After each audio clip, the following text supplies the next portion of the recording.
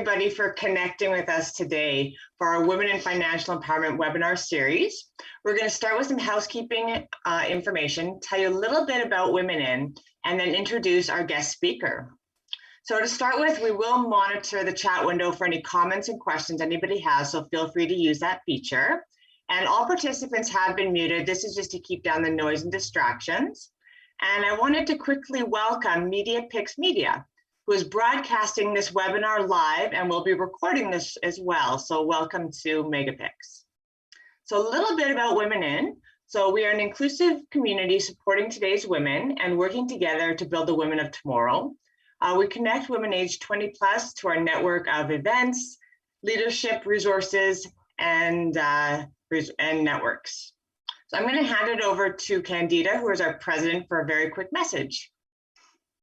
Welcome, everybody. My name is Candida Tachi, and I am the president of WomenIN. I'm so excited about this. I can't even speak, as you can see. I want to welcome Lisa, and thank you so much for giving us your time. I hear amazing things. You're so well known in this industry, and we're extremely lucky to have you here to share this wealth of knowledge that you have. And I've personally have been looking forward to this particular session. So thank you very much. Everyone, welcome. Thank you for taking your lunch time with us and being with us. And we hope that you get a lot, and I'm very excited. Finally, thank you to everybody behind the scenes that's worked hard to coordinate and organize this. So won't take any more time. Let's get to it. Perfect, thank you. So I want to introduce today's speaker, Lisa L. So Lisa L is the founder of the Wealth Collective, owner of Elements Financial Group, host of the Money Makeover podcast, and the author of Strut: How to Kick Financial Assets in Sexy Shoes. Lisa has been a wealth strategist and a certified financial planner for over 20 years, and she is ranked among the highest financial planners in Canada. She is passionate about helping women with cash flow planning and building wealth to fund their dreams. She is the mother of 2 beautiful girls, and she lives and works out of Cochrane, Alberta. She enjoys skiing and training for marathons. A big welcome to Lisa. Thank you so much, Tara. This is amazing. And thanks so much, Candida, as well. This is great. So today, I want to talk to you about 5 things you need in place to create an unstoppable, unapologetic financial base. This meeting is being recorded. Thanks. Sorry, I'm clicking, got it. Okay, so we're going to talk about the 5 things you need in place to create an unstoppable, unapologetic financial base. And I want to start off with offering you the bigger tip today, and that's the #1 secret that is killing your wealth. So I want to start with that because we have to kind of do these in a little bit of an order, right? And when you hear about the #1 secret that's killing your wealth, you'd be like, oh yeah, I get it. So, and especially with so many of us women, we have our big to-do lists constantly. Like I live and die by a to-do list, right? So the first secret that is killing your wealth is because you are a procrastinator. Now, I am the queen of procrastination. So I am in this club 100%. And basically what's happening is we all have an unfinished financial to-do list of something. And some of ours are far greater than others, but there's always something in there that's getting neglected in our financial lives. And what we want to do is check off that to-do list, basically, which is what I'm going to go through today with the 5 steps. And we want to check it off because what's happening, and I kind of like, I'll just like go back in a bit, but like what's happening is that it's sucking our energy when we are not finishing our to-do list. Like, you know, on a regular day, you haven't finished your to-do list, it kind of leaves you a little bit drained. But when you finish your to-do list, remember how amazing you feel? You feel like you can conquer the world. I know I feel like that. So when we're not finishing our financial to-do list, it's actually sucking the life out of us. It's like an energy vampire, and it's slowly sucking energy out of us. So we want to combat that, right? And so I'm going to go over some of the things we need to make sure we've checked off on our financial to-do list so that we no longer have those energy leaks in our life. So we can focus on things that are so much more exciting, like all the things we love, like family, friends, going out to restaurants tomorrow, like all these great things that are happening in life. So we're not sitting there with that perpetual list in the back of our heads thinking what's happening. So so we're gonna start off with, I've got 5 places in the financial base checklist. I kind of call it my financial base camp, and I go through them in a lot more depth. If you do want to get the full checklist, and we have the free course basically for this on our Facebook group. It's the Money Makeover Facebook group, and you can access that at financialbliss.ca. So if you want to go there, you can sign up for getting this whole course amongst other things. So today we're going to start at the bottom. We like lay the foundation, right? And why is this so important? Because if we build a foundation with roots, we want to build those root systems off of our tree, right? Our financial tree, before we do other things. And that root system will keep us grounded when something like 2020 hits again, or come on, let's face it, we're all going to go through like health challenges. We're all going to go through like, you know, job economy upsets, business changes, like life happens. So how do we prepare ourselves to be in the best place ever that we cannot get rocked? Like what happens when your tree is firmly rooted and you've got all the root system in place and you knock off a branch, the tree is going to be okay. And we are trying to make sure that we are okay so the tree can regrow and become bigger, better, and stronger, right? So we want to make sure we have that. So that's what I'm laying out for you today, is kind of the root system, basically. So we want to start with that foundation. And the first thing in this kind of like in our root system we want to have is we want to start with the end in mind. Like Stephen Covey always says, begin with the end in mind. And for us, like, let's start, okay, what's going to happen? We're not leaving this planet alive. So we want to take a look at our estate. What happens when we pass away? What's important to us? Is our family important?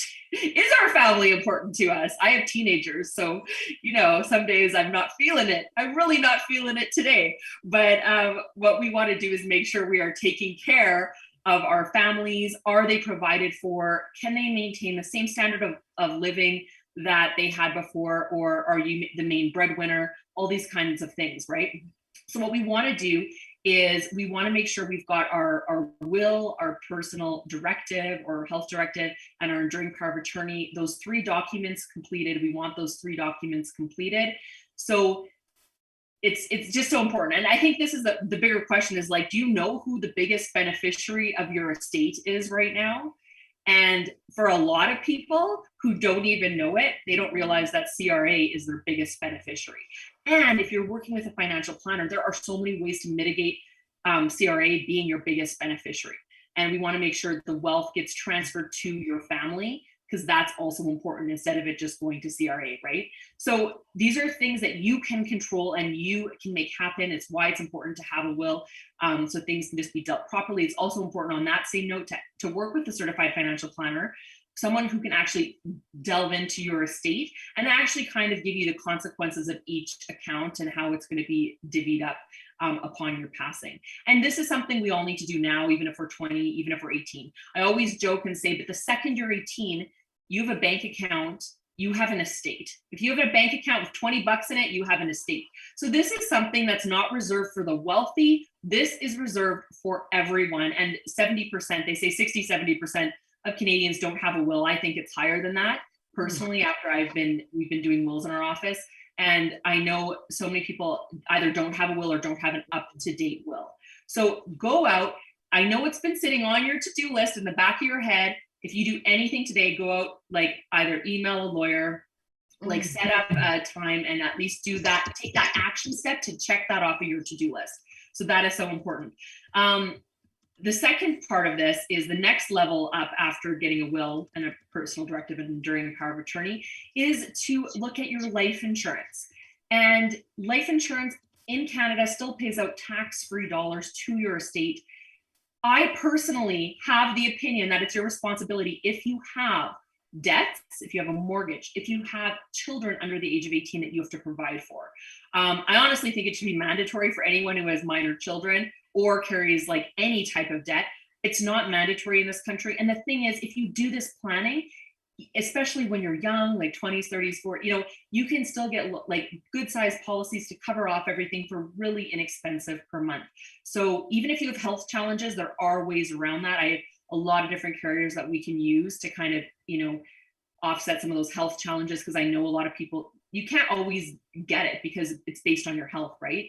And you need to find a good insurance broker, someone who can navigate the 30 companies in Canada that offer life insurance to get you the best rate, kind of like car insurance or auto insurance, right? You want to get the best rate. You want to get the best policy for you. We are very blessed to be in Canada. We get great coverage. We've got just great set of like the Insurance Act of Canada, like great things that are in place for us here. So it doesn't really matter which insurance company you go with, they're all on solid backing. So, but it's just a matter of getting that policy in place for you, for your family. And here is the trick. And this is something I want you to really consider today. And those are the two first things out of the 5, but if you spend 3 to 5 hours is probably all this takes. And it is the greatest act of love you can do for your family. Because nothing is worse, and I know we all know people who've passed away, but nothing is worse than families fighting over money, all these things, when all it took was just a little bit of pre-plan. I mean, some families will still fight regardless, but like my family might fight regardless. But, nonetheless, if you've taken the time to give the set directions specifically, it's going to change the next generations. Like spending 3 to 5 hours of time now, having those hard conversations now can literally impact generations of wealth for your family, your kids, your grandkids, or even the world. If you don't have any kids and all you have is cute little fur babies, you can make a difference to the world by just spending a few hours. And to be honest, if you set those few hours correctly and do everything right, you may never have to do it again. It could be a one and done. If you set up your will properly and set up some life insurance for the rest of your life, you can do that. You can make that difference. And it's not as expensive as you might think it would be, right? So definitely make sure you're checking those things off your to-do list. The third that's really important in creating your financial base is you want to make sure your income is protected. I love dogs and cats like the next person, but I see more people buying dog and cat insurance on their pets than they do their own income. Unfortunately, your dog is not going to be able to eat if you do not have a job. Like your dog needs to eat too if you are ill, if you get disabled from work, right?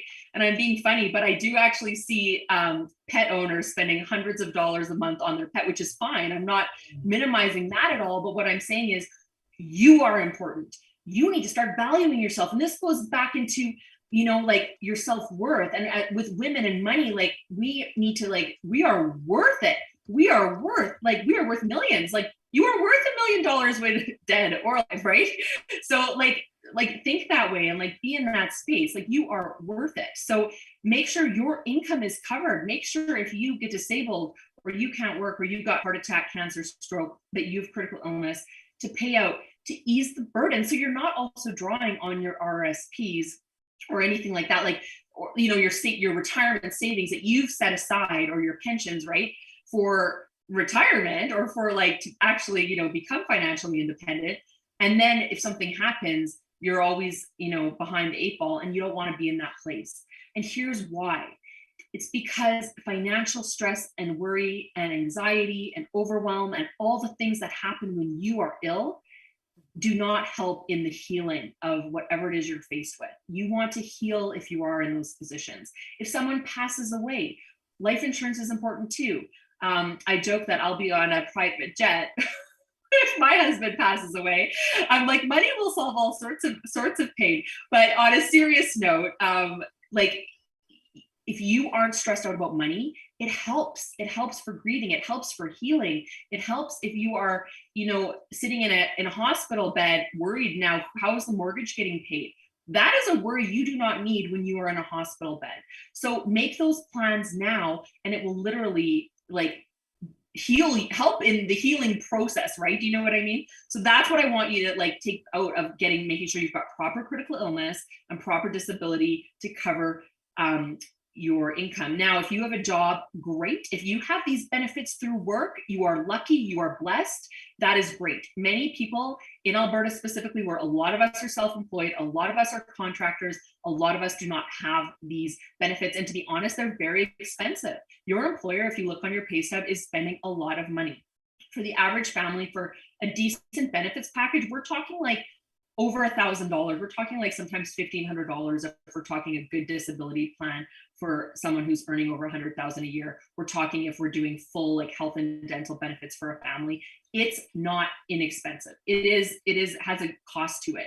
But that is why, if you do have this through your employer, be very grateful. And if you don't have it, really take a good look at making sure you get some of these policies in place, because they're just that important for your family, for you, right? So the other thing there, the number 4 is, which ties into this whole thing, is extended healthcare, which again, if you got diagnosed with diabetes, the average, I've talked to a few pharmacists in town, and I've got a few as clients, and I always say, like, how much does diabetes cost the average person? And they say around $400 a month with a plan. So, I can't remember if that's with a plan or without, but either way, that's $400. A lot of families wouldn't be able to afford that level of care, or they'd have to scramble to get a plan. You want to get all this coverage in place when you're young and healthy. It's a lot trickier to do once you've already been diagnosed with something. So remember that. Lock in your coverage while you're young and healthy. If you know young people who are in their 20s, oh my goodness, hook up all your 20-year-olds that you know with great coverage and a great insurance broker, so they can have great coverage for the rest of their life inexpensively, right? So that's what you want to do. The other thing too, I always like to throw in here is, if you have your own corporation, and if you have specifically a corporation, also make sure you have a health spending account to make sure that you can take all your medical expenses and make them tax deductible. That's so important as well. That is I find a lot of times there are a lot of people I know who have their own businesses or are consultants and don't take advantage of that from a tax purpose. So the other thing on a side note is, like, taxes are the game. That's the game I play. I mean, if you don't even realize you're in the tax game, you're in the tax game, and the game is to pay the least amount of tax, like legally, because there are so many deductions available to us. And that is really the second killer of your wealth is taxes, right? If you're not taking advantage of all the tax benefits and just making sure your financial plan is as tax efficient as it can possibly be. That's so important. So that was number 4, extended healthcare and a health spending account if you have a corporation. Number 5, and finally, as part of our root system, is the emergency fund, which you've heard all the time. I want to make a case for why you need to have a portion of your emergency fund in cash. So I want you to, so here's the thing, we'll go back. We'll say, I want you to have 3 to 6 months expenses as the number. That's the number you're aiming for your emergency fund. I would lean towards 6 months if you can, but if you're just starting out, that number might be a little bit scary. That's like saving half your year's worth of salary. So start with 3 months of expenses and then build up from there. But what you want to do is, once you come up with that number, so say that number, for example, is $30,000, okay? What you want to do is you want to keep cash on hand. I'm going to tell you why. I wrote a blog about this a long time ago. I came up with 30 reasons why you want to have cash on hand still. The very basic of it, without even going into conspiracy theories, is that you want to make sure you have cash if there's power outages, if the internet's down. Like, a million things can happen. And if you just need to go to the grocery store to buy groceries, I always say, like, at least $2,000 in cash on hand hidden in your house in a fireproof, waterproof safe, or under the mattress. It really doesn't matter where. Not enough that it's going to financially ruin you if you lose it or if someone steals it, but like enough that you have a little bit of a buffer if something were to happen in your life. I've heard all the stories I've from clients. I've pieced together the reasons why you need to have cash on hand. Everything from labor shortages to union strikes, I've heard in other countries, and that might not happen here. But again, we never know what happens. We all now know that the unexpected will happen. We've lived through that this last year. So why not just take that precaution and make sure you have some cash on hand? The rest of the money, the larger chunk of your emergency fund, I want you to put it in a high interest savings account. Now, I have recommendations for that I give to my clients. But if you do your research, and I'll give you this one tip, if you just do a good old Google search for high interest savings accounts, and you can plug in your province, because in different provinces, by the way, there are different rules, but definitely go check that out and find one with the best rate. There is a large retail chain, which is kind of funny, that you would never think of that as a bank, that also has a high interest savings account right now, and it's the highest in Canada. And it's like your large retail chain store. So I'm sure you'll figure it out if you just do a Google search. But you want to find a high interest savings account. You should be able to get about 1.25 to 1.55 right now. I know interest rates are lower. A lot of those accounts will go up. And you don't just want to jump into a high interest savings account with an introductory rate of 3 months. That's the trick. You want to read the fine print, because a lot of them are like, oh, I'll give you 2.5% for 3 months. And then you're down to 0.4 or 0.6%. So you want to find something around the 1.25 to 1.55% right now for your emergency fund. The whole point of having these 5 things in place is that we have this root system that we cannot be shaken when disability, illness, a loss of a job, a loss of a loved one, like whatever it is, like we cannot be shaken financially. And that is the key, because here is the beautiful thing that happens when we've got this financial base in place. We can then go and build those other branches. We can build our business. We can go, take a little bit more risk. We can buy that vacation property. We're not stressed out. We want to make sure that those things are there. And those other things are so important, like building our assets. But we need to start with foundation. And here's the other thing. I meet with clients of all net worths. I have clients who filed bankruptcy, all the way to my multi-million-dollar clients. Even my multi-million-dollar clients do not have these things in place. So just because you're wealthy doesn't necessarily mean you have this stuff together and in place. And I think that is such a key thing, that we want to make sure we get these things in place. Even more so sometimes when we have a lot of wealth, because there's even more like taxes involved in, and a lot of times there's all sorts of stuff going on. But it's just really important that we all get this in place. It will really help us. And you know what, if you don't value, I want to throw a note in here on values, because sometimes people don't value life insurance, and that's fine. And they say, oh, I don't want to leave my kids anything. That's fine. That is totally fine. You do not have to leave an estate for your kids. However, it is, I think, just the fact that you have a bank account, you need to have a will. So it's not necessarily about dividing up your billions of dollars that you might not have. It's about naming an executor. It's about helping your family and friends process your estate in an easy fashion. It's a nightmare. It's a nightmare. Ask anyone who's gone through it. It's a lot of work. It's like a full-time job to have to deal with some of these estates. You want to make this as easy as possible for someone else. That is the loving thing to do. It just is. And like I said, the best thing you can do for your family is have clear, laid out plans for your passing, so people aren't fighting and second guessing, and no one has to carry around that shame and guilt like on their, I've heard all the stories, like sometimes that happens and people are really left wondering, did I do the right thing? And you just don't want to be leaving that for your family, right? So again, even if it's not about like the millions of dollars, it's just about making sure your debts are covered too. And that's the other thing. So I just want to make sure that is. So, okay, I'm going to switch gears a bit, because that is the financial base that we have. Okay. Well, what are we going to do? I want to talk about getting crystal clear with our financial goals. It's so important, because a lot of times we have these things and we just don't know how to actually like make them happen. Like we might have ideas. Okay.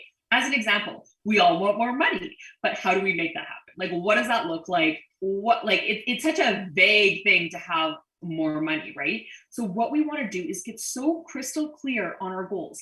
When I'm sitting down with clients, most of the time, the reason we're not where we want to be is because we do not have clarity around what it is we're actually trying to accomplish and why it's important to us. We have to tie our goals back to our why. And here's the thing, if I were to give you guys $1 million and pile it up in a pile with like all this, like just paper money, it'd be fun for about 5 seconds, because it'd be fun to jump around in a whole bunch of money. But it's not the money, it's the feeling of what that money is going to buy for you. Like what we're really after is the feeling of what our goals will actually bring us, the feelings. that feeling of taking your family and paying for, that $10,000 trip to Hawaii. That's what we're going for. So when you're setting goals, you want to be focused on the actual like outcome, the feeling that you want to be creating. You don't necessarily want to be focused on the number. So here's why I think that number, and for most of us, maybe some people have different learning styles, but for most of us, I think we're visual learners, or visual, like we can see things in our mind very clearly, a lot easier than we see a number. Like a number, if I write $1 million on a piece of paper, it kind of doesn't have the feeling attached to it. And this is kind of like law of attraction and like all this stuff pulling in. But that's exactly what we're trying to do. So in corporate America, we have been taught to do SMART goals. We have all been taught somewhere in our journey to set a SMART goal. And we all know what that is, right? So that's a specific goal, a measurable goal, something we can measure. And then it's actionable. We can take action on it. It's realistic. We can set, time around it, right? So we know when the deadline is, kind of a thing.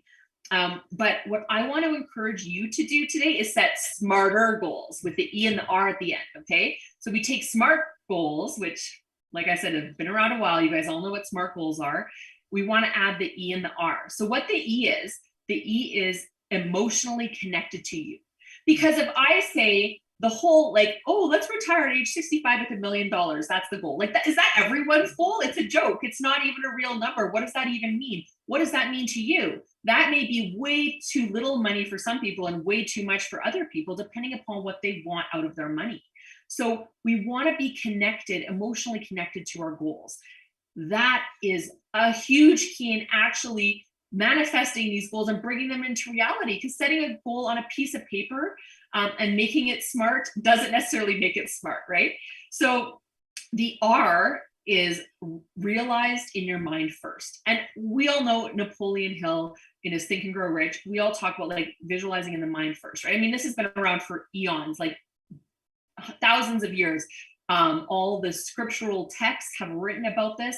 So this goes way back to the beginning of time, but we need to see things in our mind first. Like I was saying, you want to see and feel the trip to Hawaii versus just a $10,000 number. Like the $10,000 number typically doesn't have a feeling associated with it, right? So we just want to focus on the feeling when we're walking off that plane and in the beautiful breeze with our family, and we don't have any financial worries. We're able to take the trip and not skimp and be able to go to nice restaurants. And if that's the goal, then that's what you need to hang on to. So that's how you take your SMART goals and make them smarter. And that will help you literally bring into your life money and help you manifest at a more rapid rate.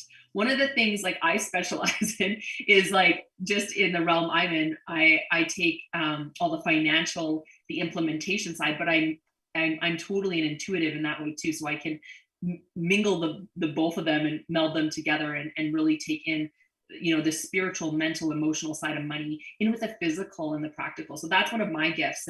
And when clients are working with me, I'm able to kind of pull that out of them, because it's just something, you guys, I really want you to accomplish your goals, and you're not going to accomplish it if you're also borrowing your neighbor's goal. Sometimes that's okay. There are times when you have to see someone else's vision to help stretch yours, and that's okay.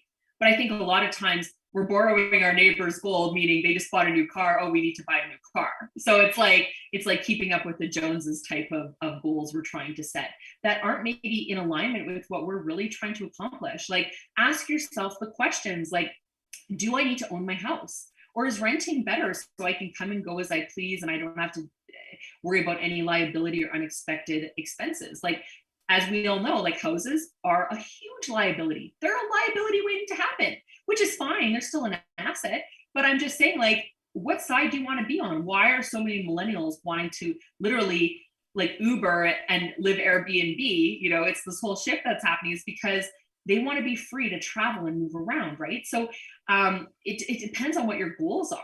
And if you want to be a homeowner, that's great. But how does that work? Like, what do we do? What do we need to set aside for those potential liabilities, like your roof, flying off and you need to repair it or something, right? So there's so many things that we want to see if it really aligns with what you want out of life. And that doesn't always mean it's going to be $1 million. It may be 400,000. It may be a lot less. You may be able to come up with an income stream that just provides you income for the rest of your life, that you don't even have to worry about investments at all. Like you could just have an annuity that just pays you out money, as an example, every month till the day you die. Like there's a lot of ways to move it, and there's no one right or wrong way. And I think that's a big message here. And I think for women is like, just know there's no right or wrong way to do it. And like when you do work with a professional, find someone you can build a long-term relationship with. Find a financial planner who you can have for many years to come, and they'll know you, and it'll be such a better thing for you along the way. I say invest in a relationship, because trust me, the peanuts you pay your financial advisor and keeping them for the long term is so important. Because I also see in our society right now is that we treat our investments. I wrote an article, by the way, entitled this, called "Are You Treating Your Investments Like a One-Night Stand?" And in reality, it's like we're treating our financial system is set up for this like quickie. Basically, what you're doing is you are like, it's like March 1st. I'm running to the bank to do my RSP deposit. Oh, it's April 30th. I'm running to my accountant to drop off my taxes. Like, it's kind of just transactional based. It's not really getting into the roots of your financial plan, so to speak, right? And helping you really accomplish that. Looking at long-term tax implications today and down the road. Like, so there's a lot of moving parts. And that's why I always like tell all the people I know, I'm like, go find yourself a good holistic certified financial planner. Holistic means they can talk to you about all your tax implications, all your estate implications, your insurance, your investments, your assets. A financial planner really pulls together the legal, the accounting, the investments, the insurance, all of it, like your banking, your day-to-day banking. We pull it all together. We can take a whole look at it to make sure the parts are moving correctly. It's kind of like, a family doctor or someone who can look at the whole thing, right? And then, like a family doctor, refer out to specialists as we need them, right? So that's what a good certified financial planner will do for you. And best to find one and build a relationship and make sure, because they know you and then they know what's going on with your family. And you also leave out a lot of things when you pop in for your 5-minute appointment. And it's kind of like going to the doctor for your 5-minute appointment. You leave out half the story. Like, it's important to know that you're having, a big disagreement with your husband, or you're probably going to be separated, or, your kid has perhaps like a drug problem, or your kid has a medical need, right? Like, these are things that are very important and impact your life. It's also important to know if you have to provide assistance to your parents when they're elderly. Maybe you have to pay for your parents, or vice versa. Maybe you're getting a big inheritance. Like, there's so many moving parts, and family dynamics are so huge, which is why it's great to be able to have someone who can kind of see your whole family picture as well, and your whole health picture, because health costs money. And we want to be able to like juggle all those things. So just to like think of it in that way, it's a different light. And I think a lot of people think it's going to cost way more than it does. And it's actually super affordable to find a financial planner. And whatever, like I said, whatever little fees you pay, it's so well worth it to be able to work with a financial planner. So in a nutshell, that is kind of what I wanted to talk to you today about, is about creating that unstoppable, unapologetic financial base for your life, so you can be free. It's about being free to just like live life and enjoy it, and not be caught in the stress of the day-to-day and the anxiety, and really set yourself free. That's what we're all about here at Elements Financial Group, me and my team. And I really definitely invite you to come and check out financialbliss.ca and sign up. I send out a weekly money makeover blog. Once you sign up, and I've got this whole financial base camp free course in our Facebook group, which you get access to in financialbliss.ca. And we've just got a lot of free resources, including my podcast, which is also called the Money Makeover Podcast, with Lisa L. So you can go check that out on wherever you listen to podcasts. Basically, we're everywhere. And finally, too, my book, Strut, if you can even see, I don't know if you can see it there. So that is my book. It's available on Amazon, Strut, How to Kick Financial Assets. It is a Canadian women's personal financial planning book. There's not a whole lot like it out in the market as far as Canadian content. So I think you'll really get a good kick out of it. It's fun because I've organized the chapters in different pairs of shoes just to make it fun for women to read, because let's be honest, not a lot of us on a Friday night want to sit down with a financial book. So I've taken that into consideration. So thank you so much, Tara. Excellent. Thank you very much. I really like the personal goal setting and bringing the emotion into the financials, rather than just saying, I need to save up this much money. But now you've got, it reminds me of when you do it with any kind of a coach for anything else. It's always, what do you want to get out of this? And then we'll figure out the numbers behind it. So I think that that's great. I love how you put that. Yeah, thank you. Wanda, do we have any questions? We do, Tara. So our first question for you, Lisa, how formal does a will have to be? And can I find something that's useful online? Oh, great question. So if you're in Alberta with me, which I think most of you are, maybe not, but in Alberta, you're allowed, technically a holographic will is still legal. Not that I'm recommending, you know, chicken scratch on a notepad. However, it is technically still legal. On that note, of course, I recommend you find a proper estate planner or lawyer to complete your wills. But if cost is an issue, like I say, like something is better than nothing. I'm not going to preach to you and say, oh, you have to go to a lawyer. Ideally, sure, of course, that would be great. But if all you can do is a handwritten will, or if all you can afford is a will kit online, something is better than nothing. The problem with a lot of those will kits, to be honest, it's not the will kits themselves. They're fine. It's how they're executed. It's how the wills are executed. And we find that's where a lot of the mistakes come in courts that are getting turned over. It's because they were not executed properly. So again, like if you ever want to reach out to me personally, we have a team that does that here, and we can definitely help you. We've got a lot of really low cost options for like technically people who live in Calgary and area. We have a lot of low cost options. It is nice to make sure you have two witnesses. They cannot be related to anyone who's part of the will.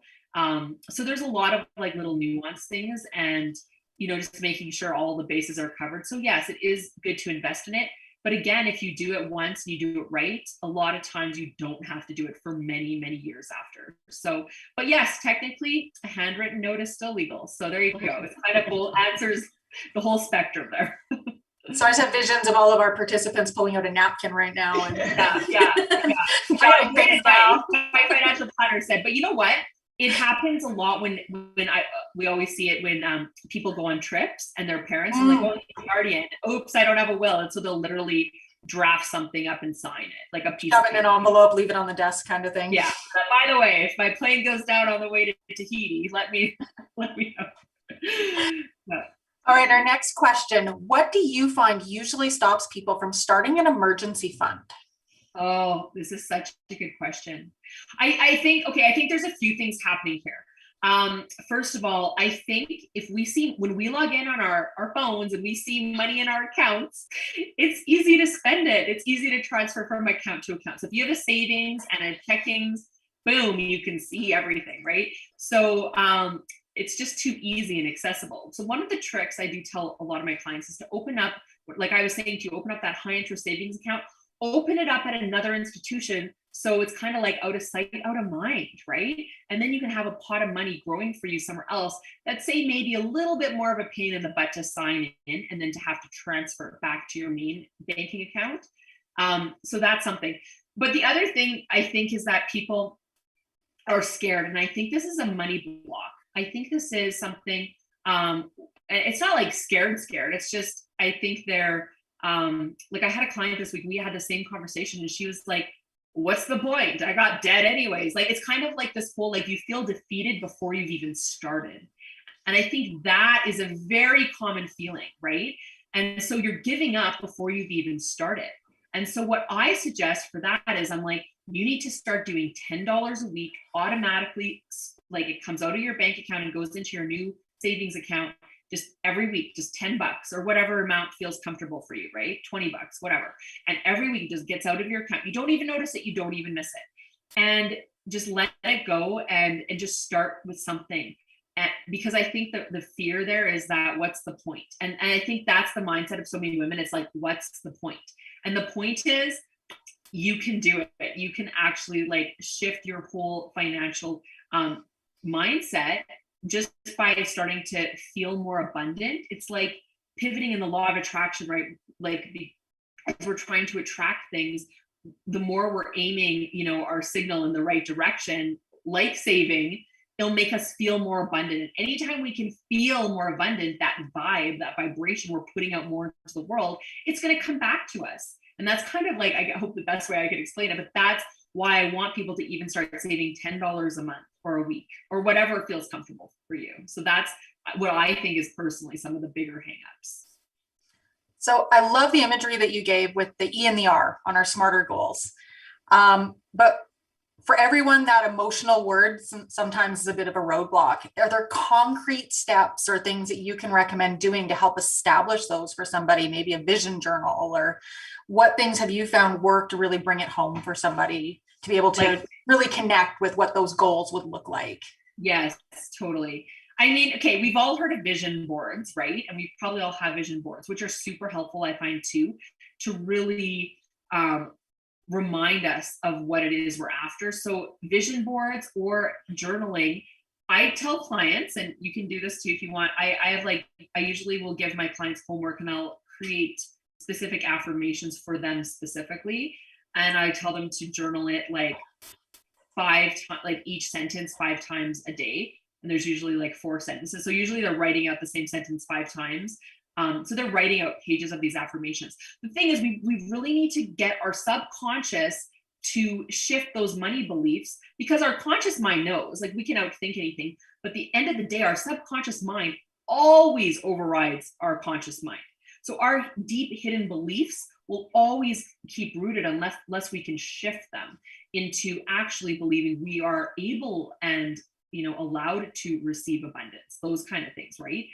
Because a lot of this boils down to like being worthy of receiving money, right? So I don't know if that answers your question, but that's kind of like what I recommend starting with, is because we need to basically do a belief repatterning, right? Right. And actually, that interesting ties into the next question. How do you balance low interest rates versus inflation? So many times I'm hearing I'm not earning enough interest to make up for the inflation, so it's not going to cover what I need in the future.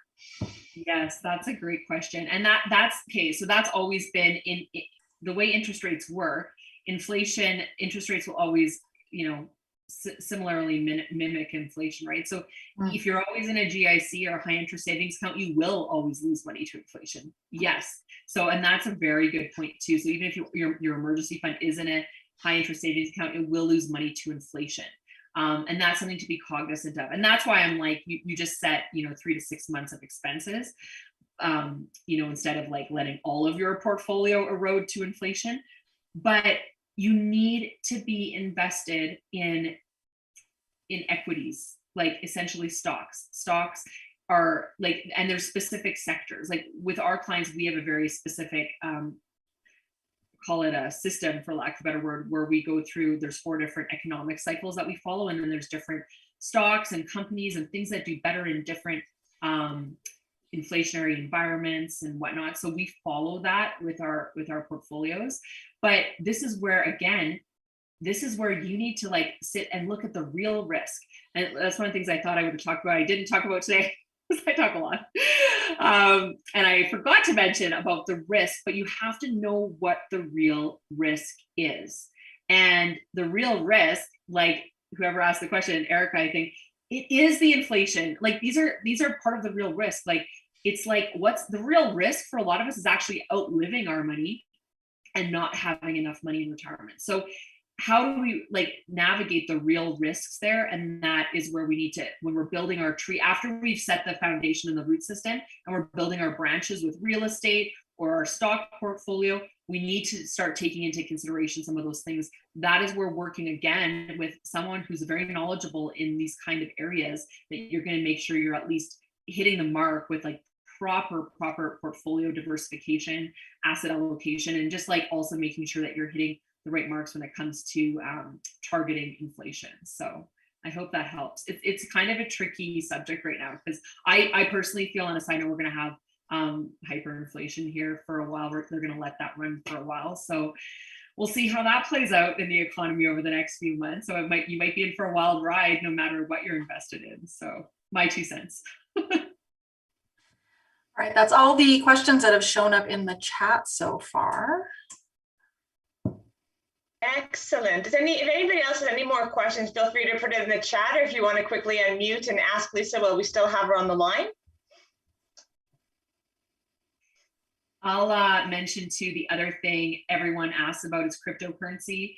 Great, absolutely do it. This is what I say to my clients too. It's like, if you've got, a portfolio or a pot of money, however it is, you want to take about 10% and put it in, if that's even in your risk tolerance. For some people, they won't even do that. But if you want to take 10% and what I call gamble it away, and it's not, it's gambling, but you can invest in an art collection. You can invest in fine wines. You can invest in vintage cars.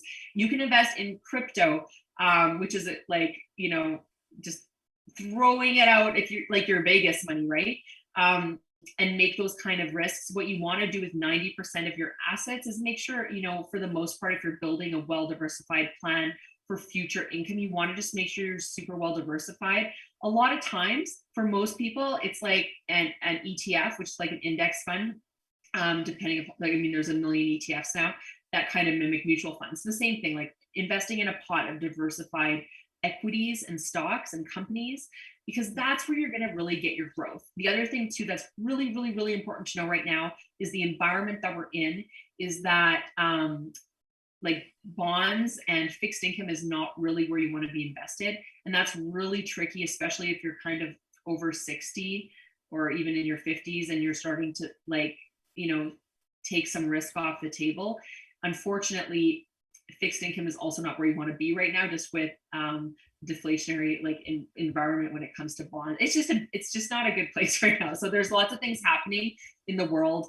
To be honest, it's like sometimes negative interest rates on bonds, which historically has never happened. So, our humanity is in an interesting place right now. We all know this, but intuitively we see this every day in the news, but there's so much happening that you just got to be aware of some of those things and realize that the things that used to be safe 10 years ago, 20 years ago, such as bonds, are not the place to be in right now. So just know that there is a cycle for everything. And it's hard for people to get out of that mindset, especially if they've been investing for 60 years. So that's very true. Thank you. Absolutely. That was an excellent presentation. I haven't seen any other questions that have come in. I think you've given a wonderful presentation with a lot of information. It's been great.